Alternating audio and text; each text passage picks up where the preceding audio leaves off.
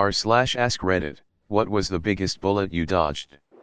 My dad was a truck driver in the oil field in Canada. He worked a lot of long hours and every single day, so on weekends he would bring me and my younger brother on some of his jobs. We were on location and my little brother, 3YRS, and me, 10YRS, were waiting for him playing in cab of truck. My little brother opened the passenger door and my little arms closed it. Job's done. We start our trek home going about 35 km/h and the door flies open and I get sucked out of truck. I remember doing about 10 backflips as I tumbled out, hitting the ground on my back a few times and rolling my way to a stop. I stood up before the truck was even stopped in absolute shock. Next thing I see my dad looking for me and he burst into tears. First time I ever seen him cry. I'm 33 now and he still won't talk to me about it. Luckily the rig was in a farmer's field, so when we were leaving I landed on softer dirt, not a single scratch on me. Dad thought he ran over me with trailer. Don't think we ever went to work with Dad again. I work for the company now.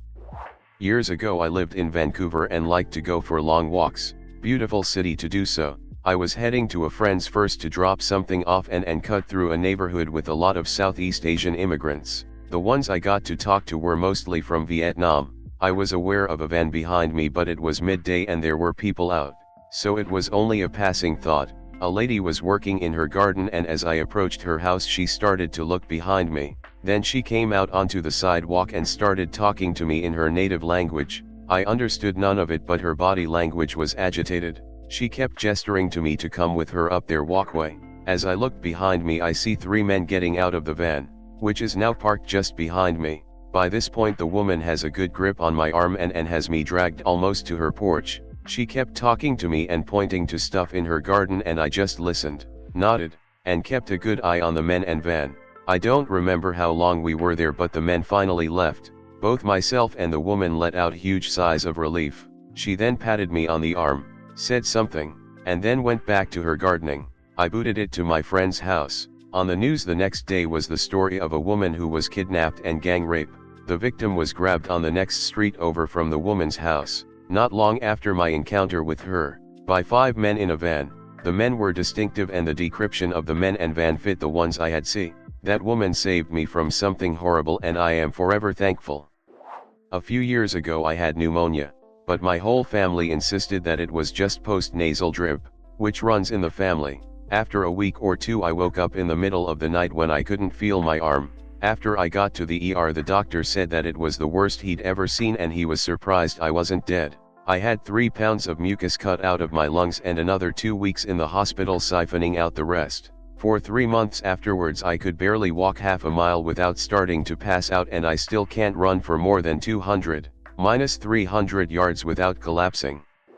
Around 30,000 pounds. I was driving with my wife in town one snowy evening and we had pulled up to a stoplight. I happened to glance up at the rear view mirror and saw a city bus heading towards us, and rotating sideways. I hit the gas and pulled ahead into the intersection and left into the turning lane, and less than a second later, the bus went sliding through right where our car was. It came to a stop on the other side of the intersection and fortunately didn't hit anything, but 1 second or 2 feet difference and we would have had some nice spinal injuries.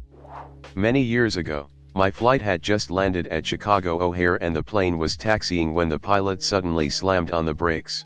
People were literally thrown forward against the seat in front of them. A few seconds later, another plane, taking off I think, went screaming by right in front of us. No explanation was given, though our imaginations provided a lot of gory details. As a kid, after running errands in town with my mom, I was climbing into the back seat of our family station wagon. A semi-truck hit a power line pole down the street causing the still, live wire to fall, bounce off the roof of the car and hang across the open door just a foot or 2 above my legs. Raised Catholic, I wondered for a while after if I had actually died that day and that the rest of what I thought was my life was my purgatory. Not changing jobs in early 2020 would have been a short-lived promotion after early restructuring and layoffs. After I had a stroke, I was in a coma and it didn't look like I'd wake up. The DRS asked my wife if they should let me go. I only exist because she said no. I didn't dodge a bullet so much as my wife blocked it for me. Edit. I didn't think this would be this popular. I'm posting a video my wife made of the first year of recovery if anyone's interested. Warning, it's long. https://drive.google.com/file/d/1dvcwl6ig_jdkxr9n/view. A friend had lost his job under suspicious circumstances. A few weeks later he asked me to take him to the bank. As I got near to pick him up I caught a train. He called to say never mind, he would get someone else. A few days later a friend sent out a message to a large number of our friends. This guy lost his job and was running a check cashing con. Can you cash this check for me? I'll pay you $50 if you do. The check is $500. He has no backing funds. You eat the whole amount. He did this to several friends in a few days to amass a few grand and was about to skip town when the cops got him.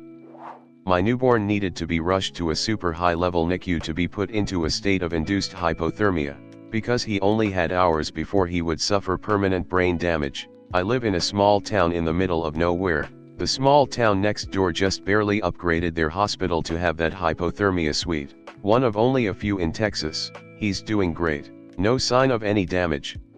Not me, but I had a field service engineer working on one of my big robotic liquid handlers. He decided to bypass the safety pin that prevents the heads from moving while the cover is open while he had a diagnostic program queued up on the computer. What he didn't know was that the instant he reinserted the safety pin the machine would execute the queued instructions and start moving, and he had a hand inside it right in the danger zone.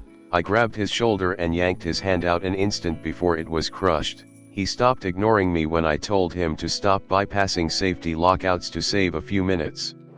I survived a rocket attack that landed about 10 meters from me, very close to where we were standing. We were so close to the launch site that the warning alarm came after the rocket had already impacted. Thankfully, we were able to dive under a vehicle for some shelter and the three of us made it through unscathed. I stayed up all night before a day trip to Hong Kong. You know that days when you haven't slept, you're just kinda robotic and doing the human stuff, nearly zero awareness of anything. Well, I went to cross a street and my friend behind me snatched my shoulder and yanked me backwards just in time to feel the whoosh of a double-decker bus breezing past us. I just looked at him like, oh, thanks man, and it took a whole extra minute for my brain to process I would be fucking dead had he not grabbed me. Hubs, my sister, and I were hanging out around my parents' house on a very boring 4th of July. We decided to wash my husband's new car sitting in the driveway because it was hot out and an excuse to play in the hose. We were literally walking out the front door, and I said, we should eat lunch before we get all wet and stuff, and everyone agreed, so we turned around and went back inside. I was warming up something in the microwave, a Hot Pocket I think, and all of a sudden I hear the loudest bang I think I've ever heard, from the direction of the front door. Hubs and I look at each other wide-eyed and run outside. I was greeted by the back end of a Crown Vic, smoking something fierce, plowed into the tree in the middle of our yard. For a split second I was just stunned, then screamed to my sister inside to call 911. I looked over to the driveway, at the car we had been planning to wash just 5 minutes ago, totaled, completely totaled, brand new 2011 G6, destroyed. Guy hit it so hard it did a complete 90-degree turn across the driveway. He actually hit it so hard, it ended up ricocheting and hitting the other cars in the driveway, mauling 2 other cars. Yard was fucked, Crown Vic was fucked, tree was fucked. We immediately assumed it was drunk driving, being the 4th and all. I went over to the driver's side and found a very old man, very bewildered, unable to comprehend what I was saying but conscious. I will never forget the look he gave me, confused, helpless, scared. I was on the line with the paramedics as they sent over the ambulances, and tried my best to follow their instructions. My sister was only 14 at the time, so I handled the call. Turns out dude was diabetic and had passed out behind the wheel due to low blood sugar, hit the gas pedal with his weight as he passed out, and was plowing down our residential street at about 65 miles per hour. He jumped the curb, drove down the sidewalk past another house, then slammed into my husband's car, and subsequently, the tree. If we had been anywhere near that yard/driveway, I have no doubt one or all of us would have been seriously injured or dead. It was sheer dumb luck and timing that saved us. Huge bullet dodged. Or should I say, huge car dodged. My first husband and I were separated. He showed up at my apartment building unannounced and someone let him in because they recognized him from when he lived there. He wanted to come upstairs, but I met him in the lobby instead, where there were cameras and other people. He had never been violent towards me, but it didn't feel right to allow him into my space. He asked me to go for a drive with him and I refused. I offered to help him get help, mental health issues that he refused to treat. He declined and drove away. He was missing for a few days but turned up several states away visiting a friend. A few days after that he took his own life using a handgun. We found out later that he'd purchased the gun here, and headed straight out of town when I refused to get in the car with him. To this day, I am thankful that I never got in that car with him. He'd never even talked about buying a gun before. I had no idea he was armed. Who knows what would have happened.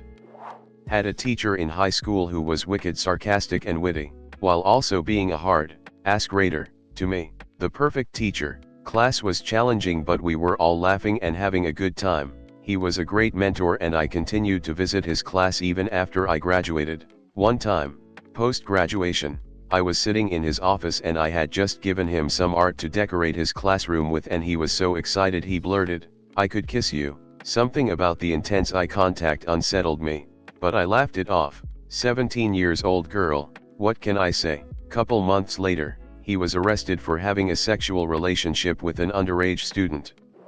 Was going to move to a different apartment complex last month. Got injured at work and lost hours. Therefore, couldn't come up with the deposit money in time. Last week some asshat was cooking meth and caught the building on fire. Edit. My username. My current apartment complex is notorious in my city for having elevator troubles, so in reality, username does check out.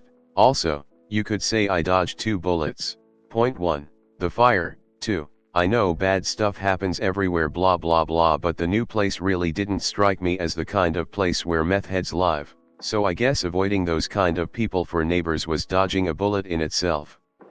I can answer this in a literal way. When I was a child, I was playing video games with my little brother. Well, he found our dad's gun and fired it. No one was hurt but it scared the shit out of me. There was a pile of stuff that people would leave at our house when I was at university. Coats and stuff. Moving out day and we found a random samurai sword in the pile. We were messing about with it trying to make it go swoosh. I was stood facing my brother while he was swooshing it when the blade dislodged from the handle, flew straight past me and stuck horizontally into my headboard. So yeah, my brother nearly impaled me while messing around with a random sword we found after a house party. Pics for proof. https://imager.com/gallery/yckkdtl. I interviewed for a job that I wanted desperately in August 2019.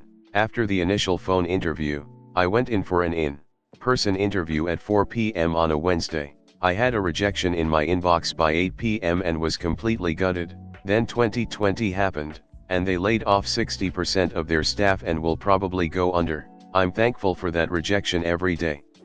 When my great-aunt passed away I was helping to clean out her house. I'm just dragging everything out of the basement and suddenly my dad is like, "Whoa, put that down gently and let's move away from here." So I put the weird metal tube type thing I'm carrying down and get out of there. Turns out it's a mortar shell from when my aunt worked in a munitions factory during World War II. Bomb squad came and took it away. My mother left me in one state and went back to my abusive stepfather. She tried to get me to drop out of my senior year at HS, move back to their state and just get my GED. They wanted a live-in babysitter, cook, and maid. I was so lucky my grandparents let me move in with them and finish school. Edit. Thanks for all the love guys. For those who have asked, I'm doing great. I've gone no contact with my mother and stepfather. They're still together, and it's been one of the most healthy decisions I've made. My husband and my kids are amazing and she's missing out big time. My grandparents are alive and well and are still involved in our lives. My high school sweetheart and fiancé was my bullet. He ghosted me out of nowhere, no explanation. Just gone. So needless to say, no wedding. I sent the ring back to his mom cause I didn't want it and was pissed. I go on to live a great life. Find a wonderful guy and we have been happily married for 21 years. 25 years later I find out that my old flame had been arrested for underage solicitation, sexting underage girls, possession of child porn, and many charges of sex with minors. Apparently Mr. Big Man in his community was arrested in a sting operation after this 12-year-old girl's parents found a whole series of explicit texts and had found that he set up a romantic hotel room get-together for them. Police pretended to be her and he was caught in the parking lot of the hotel. Even better, he was married to the same chick he was apparently seeing while we were together, and had a couple of kids, all around the same age of his victims. Yeah. Before finding all this out, I regretted for a long time that we didn't work. After finding out this had been going on for at least 20 years, I was rather glad I got ghosted. Never been so glad to dodge a bullet. Edit. Thank you for the awards. But if you can, please donate to local child abuse centers or battered women and children's shelters. They need help, especially this year. Edit 2. Apparently I wasn't clear in the sequence of events. He was arrested 5 years ago and the texting/sexting were part of the charges against him at that time. I have heard rumors from various people that he was active in the chat rooms back in the day. So he may have very well been involved with underage people that way as well. But I have no proof of that, only rumors. Freshman year of college I had a calc class. It was material I had learned before, but for various reasons they didn't give me transfer credit, so I skipped class quite frequently. Though I usually slept in. One morning I find myself awake at 8:30 and not really feeling like sleep. Might as well check in on the class and see what's going on. It was the midterm exam. When I was in middle school I wanted to buy a fedora, but none could fit my head. You've made it through the whole video. If you enjoyed it, consider subscribing for more videos every day. I upload 2 videos every single day.